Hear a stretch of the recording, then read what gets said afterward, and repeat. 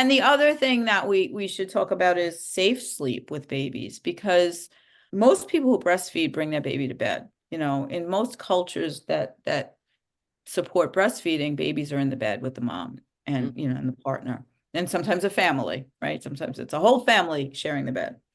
And we have this strict never sleep with the baby rule, and parents are getting confused because they want to, first of all, mothers sleep better when babies are close, which is really interesting. Studies show that. And we want to be able to talk about, if you're going to bring your baby to your bed, how can we do that safely? And we're not really giving that message out in hospitals because we're supposed to pretend that they're never going to sleep with their baby. So, so there's that. So the biggest, all of this is to prevent sudden infant death. And the biggest risk factor, the number one risk factor for sudden infant death is an infant who sleeps too deeply. And the reason they sleep too deeply is usually because of formula supplementation or formula feeding, because formula takes a really long time to digest, and the baby doesn't have the sleep-wake cycles that they should have, and they don't wake up, and the breathing slows and they don't wake up. So newsflash, that's an important point, one that I was not aware of. And you're not going to hear it. You're not going to hear it. Because the formula lobbying is just too powerful, it has too much money. But so I kind of whisper this, like they don't know where I live, right? No. I'm so glad that you told us. And while we're on the topic of formula and nutrition, and we'll get back to the facial development in a minute, I want to make sure we cover a few more things around that. But as we said, nourishment is the number one key. What are your thoughts and opinions, and what does the research tell us about when to implement, one, the pacifier, yes or no? And I know we need to stay away from bottles when as much as possible, but we have to, as we started out, you started out, no guilt about that. Almost everyone has used a bottle, perfectly fine. But when do you start introducing food? And what about this? We're supposed to have them chomping on a turkey leg as early as possible. Or what? All right, these are great questions. First, I'll tell you about the pacifier, because that's an easy one. I like pacifiers for emergencies. So when I say emergency, I mean, you're in the car, you're driving, your baby's in the back seat screaming, give them a pacifier. The baby's waking up to feed, and you're in the shower, and your partner is like trying to hold them off until you can get out of the shower. Don't let the baby scream. Anything painful where you cannot nurse the baby, a pacifier works. Now, here we go with the one of the warning signs, a red flag. Some kids will have a hard time with a pacifier. And if they do, that's a sign that something's not right in their mouths, right? So that's another red flag. So yeah, I'm not anti-pacifier, but the only person that likes full-time pacifier use is orthodontics, because orthodontists make a lot of money from babies, including my own 2 kids, that loved their pacifiers and would not give them up. And their mouths look like they were pacifier babies. So it's not good. Again, now you have to do this really little instead of that big open mouth, and you do it constantly to keep that pacifier in the mouth. And that's not good. I see. Bottles. So bottles can be introduced if you're going back to work. Say some people have to go back really early, but normal is between 6 weeks and 3 months, which is too early, but that's the way our culture is in this lovely country. So if you have to go back to work and you want to be sure that the baby will take a bottle, you can start pumping and giving a bottle, but not before 2 or 3 weeks. Like, establish your milk supply first, if possible. If the baby's not eating, you need to pump and give milk. But if the baby is nursing beautifully and everything's going well, don't mess it up. Let your milk supply establish before you start introducing a bottle. Okay. So it could go either way. I've seen kids not take a bottle and take one beautifully when mom went back to work at 3 months. Or I've seen babies that seem to take an occasional bottle when mom went out, and then when mom goes back to work, they refuse the bottle. So there's no real hard science on that. It can go either way. Certain babies will take certain bottles better than others. Some kids with oral restrictions or problems in their mouth or problems with the musculature of their mouth will be able to nurse and not be able to take a bottle. And that was my own grandson. He couldn't even suck on a pacifier. So of course my grandson had he was one of the most challenging cases I ever faced. So if there are some kids that'll take certain shape bottles better than others, right? So it's a trial and error. But if you're somebody who has a baby, whether it be your own child or a grandchild, and they're having trouble on a bottle, I usually recommend a speech language pathologist who has feeding therapy in their title somewhere. So some speech language pathologists deal more about speech, and some concentrate more on feeding and have taken specialized courses in feeding. So that's what I would do, because they will probably be able to give you an assessment and some exercises to see what's going on. Of course, a lactation consultant, yes, but not all of us are trained in assessing as much as others. So especially if a kid is past the age of nursing, you would want a speech language pathologist who's a feeding therapist. And then when solids. So solids really should not be given before 6 months and the baby is able to sit unassisted, not propped up in a high chair, sitting unassisted, because the digestive system and the spine, they're right next to each other, right? So the digestive system is in the front and the spine is right behind it. They develop in concordance with each other. So if the spine can't hold up the baby, then that's a sign that the digestive system isn't ready to digest solids. So it used to be 3 months, then it was 4 months, then it went to 6 months. There are some pediatricians who recommend starting between 4 and 6 months if there are allergies.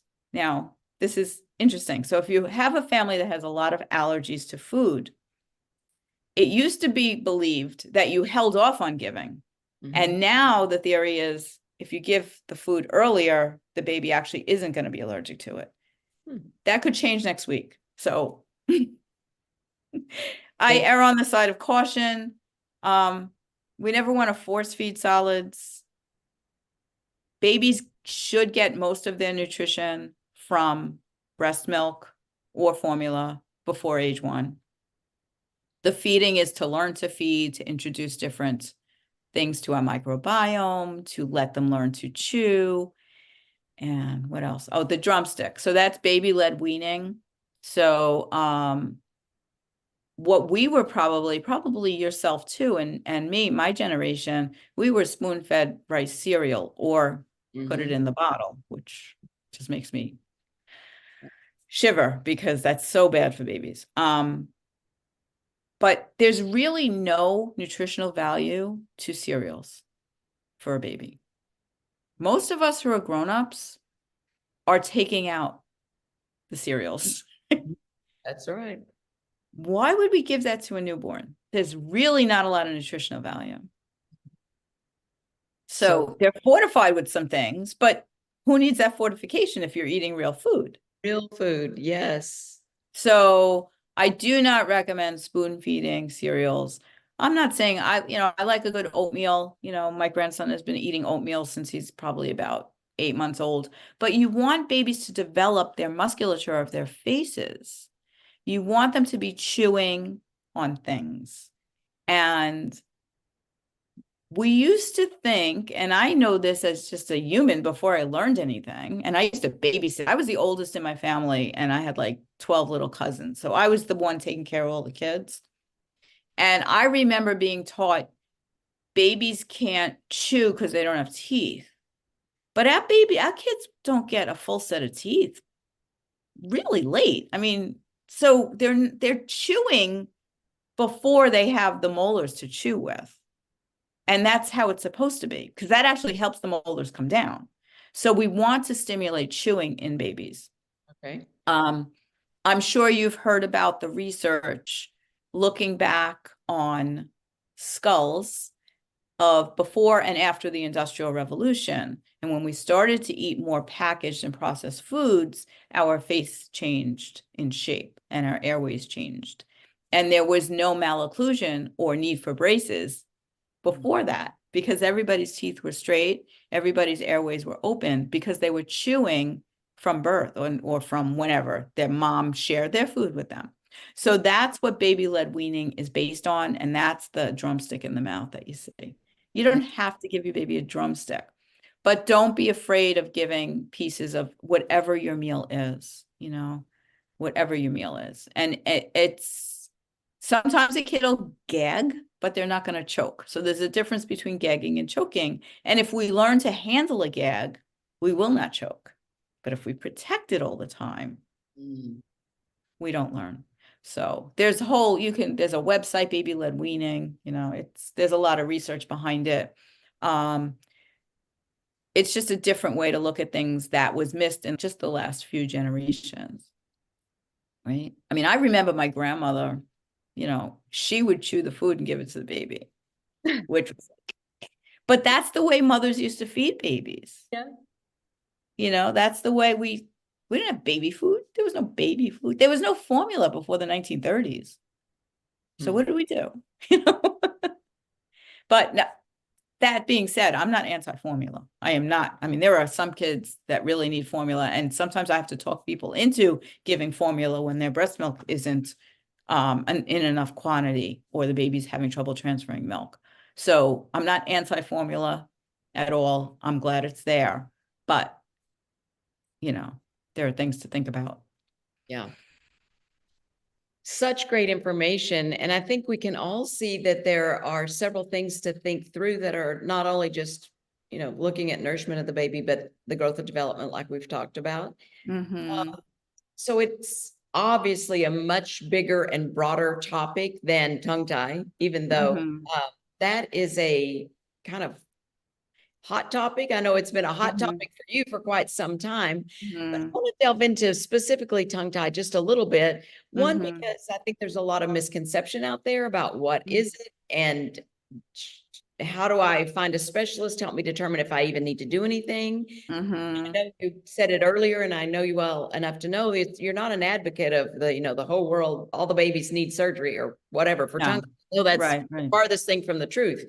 And also, I want to talk about it because there's been some controversy in the news lately. So I'd like for you to just kind of talk about tongue tie for a little bit, and if you want to, but help us understand it better and understand what we, as supervising children maybe, or grandchildren, or tell us what and what's this controversy all about, so we can understand that. And So a tongue tie. Let's start out by just the definition. We all have what's called a frenum or frenums. There are multiple frenums in our mouth. There's frenums all over the body, but we have frenums in our mouth. There's one holding the tongue underneath the tongue to the bottom of the mouth. There's one here. Sometimes we see frenums here and here. And it's just a thin piece of tissue that holds things together. Now, tongue tie in itself is not seeing the frenum. Tongue tie should be a functional diagnosis. So when your tongue is considered to be tied, it means that the frenum is either too far in front or attached in a place under the tongue, or too short. And any of these things can prevent the tongue from lifting and doing its function. In the beginning, what the function of the tongue is feeding. Right? And protecting the airway while you're feeding. So being able to lift the tongue while you're feeding and to breathe at the same time. Yes. So if you can only breathe through your mouth, it's difficult to breastfeed, right? So if your nose is stuffed, it's almost impossible to breastfeed, because how can you breathe and suck, swallow, breathe, right? A frenum is not necessarily restricted. If we see a frenum, it doesn't mean there's a tongue tie. So this is where some of the overdiagnosis and the what we like to, in our field, we call social media diagnosis of tongue tie has come in. And people have gotten overzealous saying, oh, this must be the reason, hurry, let's do this. And there are some doctors who will do this procedure to release that frenum without having a functional assessment and making sure that that's actually the problem. So that's part of the controversy. So is it overdiagnosed? I like to say it's overdiagnosed and underdiagnosed. So those babies who have no functional assessment, and a functional assessment on a baby who's breastfeeding is a lactation consultant, and preferably a lactation consultant who is specially trained in this area. That's my life's work. I teach professionals.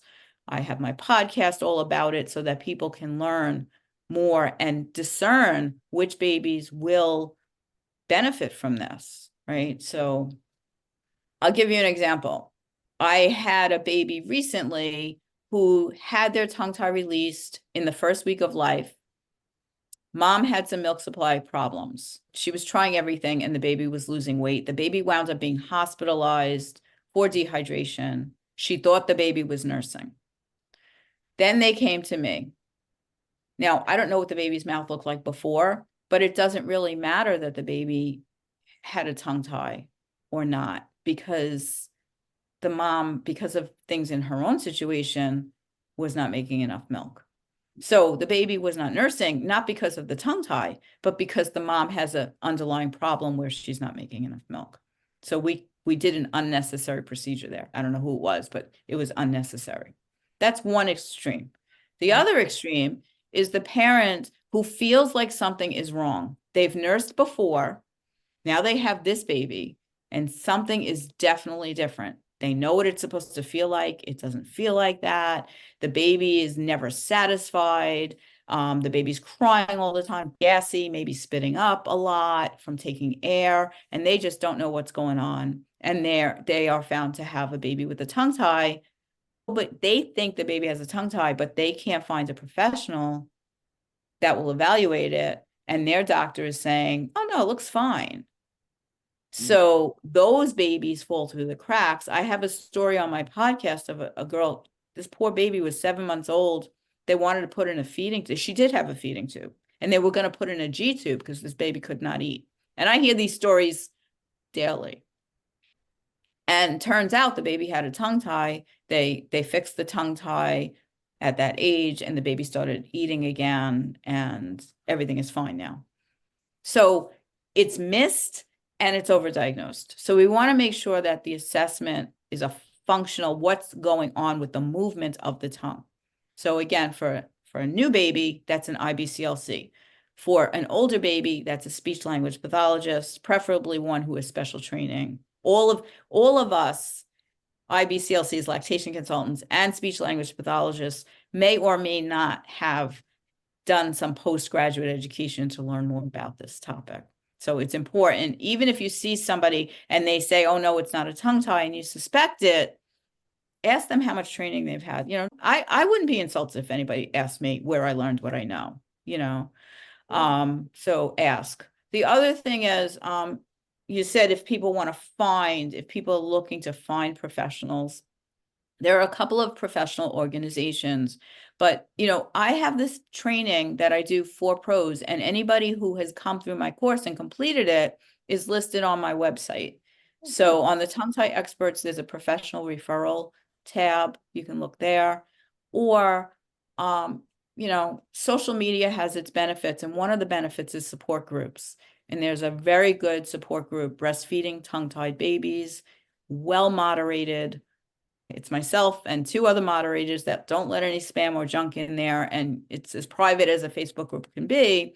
And if you want to reach out and say, I suspect this, I live in, say, Idaho, somebody will be able to suggest somebody near you. And we have people from all over the world.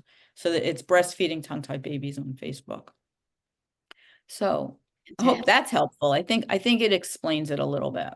Yes, that's all helpful. It's very thorough. I appreciate you going through all of that. So I hope that the grandparents and the parents listening will take all of these into consideration, especially if there's any issues moving forward with your newborn or with your Yeah. young I just children. had a thought. I just had a thought. The other thing to keep in mind, if you're an older person and you have sleep apnea, Yes. it's definitely worth getting assessed for tongue tie, because a lot of us fell through the cracks. Mhm. A lot of us fell through the cracks. So it's never too late to have this fixed. It takes more remediation when you're older, right? So with an older person, it would be myofunctional therapy. After, if you are found by someone who knows what they're doing, Mhm. found to have a tongue tie, you need therapy before and after. Myofunctional therapy, sometimes body work, like either occupational therapy or chiropractic or craniosacral therapy, something for your body to adjust in the major change that happens when that tension from the tie is released. So I actually have a story on my podcast of a grown-up who had their tie released and everything that went into that. So it's interesting too. So sleep apnea, definitely a red flag. Wow. Yeah. Absolutely. Very important. We'll have to listen to that podcast. I'm sure that's an interesting story. And is there a definition of tongue tie or a part of the assessment in an adult that, regardless of what the frenulum or the underside of the tongue looks like, how far up they can put their tongue in their mouth, or what they can maneuver, how they can maneuver? There are assessment tools. That's kind of beyond my scope, but I know they exist. So I don't really want to get too deep in the woods of that. But one of the hints that I would say is, if your tongue is not resting in the spot up on the top of your mouth, right behind your teeth when you're at rest, if your tongue isn't up, that's a red flag to be assessed, because our tongue is not supposed to stay down. Our tongue is supposed to stay up, and mouths are supposed to be closed to breathe. So that would be, to me, that could be that your tongue can't get up there, or Okay. it's not comfortable for your tongue to stay up there. Okay. Right. Yeah. Interesting. The parking spot right behind the front teeth. Yeah.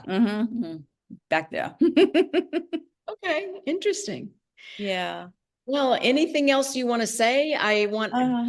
Before I don't you know. turn it back to you, I just want to say to those listening, just remember that you can save your baby from terrible chronic disease problems in the adulthood by identifying some of these things early. And even if you think things are going well, like, get a lactation consultant just to assess how things are going from a professional standpoint. I would say when my daughter was born, it really wasn't an issue. I mean, it wasn't a thing that I even questioned. Fortunately, the pediatrician office just said, you'll want this resource and you'll want this resource and you'll want the That's lactation beautiful. consultant to come over. I'm like, wow, I'm so glad they did that. Looking back at the time, I was just doing what they said.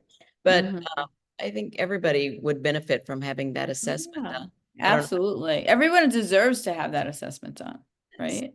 Yes, that's Yeah. And in many places, it's covered by insurance. wonderful. So there's that too. But Gina, thank you so much. This was really fun. And I just love hanging out with you. You know that. I love hanging out with you as well. We need to do it more often. We And always I'm a big fan of your work. So thank you so much. And I'm a big fan of yours. Life-saving work. And as I said in the beginning, never did I dream I would even start talking about people younger than their 20s. But now we're going all the way to prenatal and then newborn to Absolutely. issues. So thanks to you for all of the education you've given me and given everyone today, and for your work that you're doing that is so important. And I hope to have you on again, because we could spend another hour just talking about our work together with the Airway Revolution Station. And so on your website, I guess you'll have your speaking engagements. And of course, people can find you by going to, tell us the name of your podcast. The podcast is called the Tongue Tie Experts Podcast. Okay. And same as yeah, and same as the website. The only thing that's tricky about my website is it's .net. It's tonguetieexperts.net, not .com. But yeah. Thank you, Gina. Great. You're welcome. Thank you, Lisa. Everyone go and follow Lisa and learn from her. You will learn so much, and your life will be better, and your children's life may be better. So thank you so much, Lisa. Bye-bye. Bye-bye.